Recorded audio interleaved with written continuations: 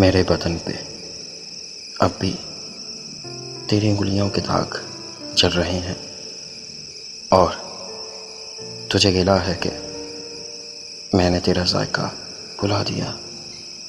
ये देख, लोहे दिल पे सबसे आगे तेरा नाम है। मेरे लिए तो जिंदगी फिक्र तुझे करीब आके देखने का नाम है।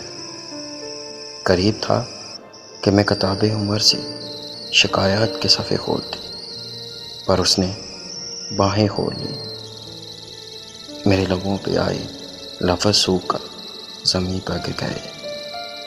मुझे पता नहीं चला कि रात है या सुबह।